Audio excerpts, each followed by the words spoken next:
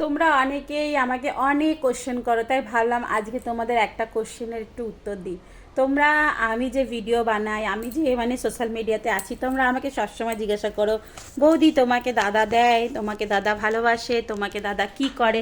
তো তোমাদের অনেক কনফিউশন দাদার সাথে আমার সাথে। তো তোমাদের অনেক কনফিউশন দাদার সাথে আমার সাথে রিলেশন কেমন, সব কিছু ঠিকঠাক আছে নাকি, এত রাত অবধি অনলাইনে থাকি। তো তোমাদের কনফিউশনটা আজকে আমি দূর করে দিই। শোনো, দাদা হচ্ছে গিয়ে আমার ফার্স্ট লাভ। বলে না, ছেলে বা মেয়েদের ফার্স্ট লাভ কেমন থাকে, মানে ওর ছাড়া দুনিয়া চলবে না এরকম। তো দাদা হচ্ছে আমার জীবনের ফার্স্ট লাভ। যখন আমি একটু বড় হয়েছি, যখন আমার বুদ্ধি হয়েছে, যখন আমি কলেজে যাচ্ছি, যখন আমার প্রেম করার বয়স হয়েছে, তখনের থেকে দাদা আমার সাথে আছে। তখন থেকে দাদা আমার। তখন ফার্স্ট ছোঁয়া ওর, ফার্স্ট কিস ওর, ফার্স্ট সব কিছুই ওর। তাহলে দাদা আমার, বুঝতে পেরেছো? দাদা আমাকে কি দিল না দিল সেটা আমার কাছে কখনো মায়নে রাখে না।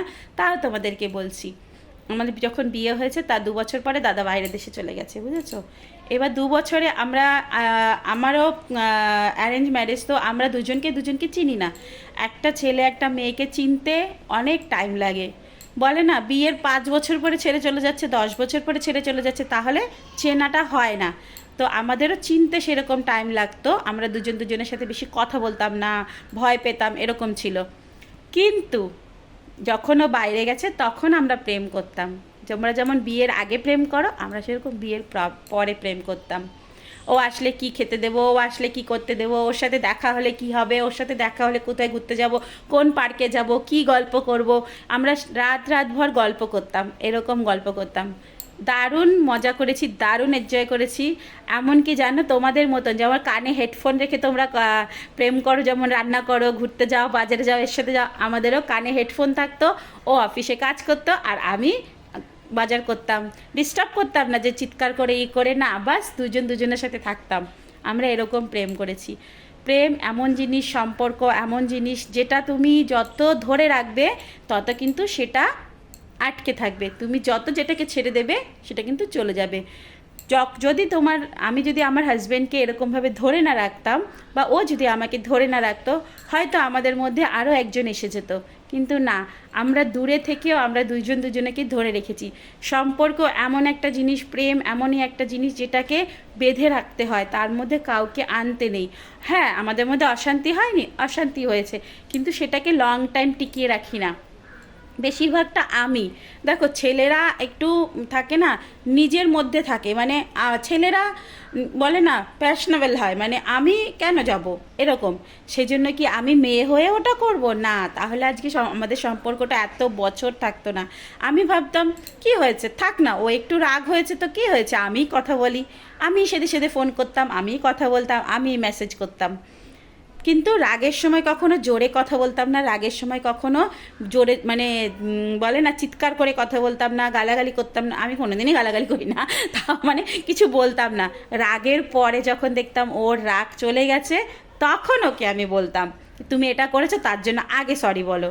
তো এটাই হচ্ছে সম্পর্ক টিকিয়ে রাখা। সম্পর্ক টিকিয়ে রাখতে গেলে না অনেক কিছু করতে হয়, অনেক কিছু, নিজেকে অনেক নিচে করতে হয়। কেন বলো তো? নিচে মানে কি, মানে পায়ের তলায় থেকে না, মানে ওই যে সরি বলা, তারপরে কি খেলো কি করলো আগে থেকে সেদে সেদে কথা বলা, তারপরে রাগ হলে দুঃখ হলে কোলের মধ্যে ঢোকা, এইগুলো হচ্ছে নিজে, মানে আমার যে ভালোবাসার মানুষটা, তার কাছে যদি আমি একটু নিজেকে প্রেজেন্ট করি, কোনো অসুবিধা নেই।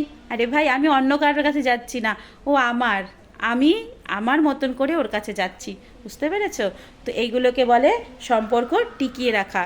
সম্পর্কের মধ্যে যদি অশান্তি হয়, সেই যে টাইমটা থাকে না, সেটা বেশি টাইম রাখতে নেই, 10 মিনিট 5 মিনিট, তারপরে সাথে সাথে সেটাকে কমিয়ে দিতে হয়।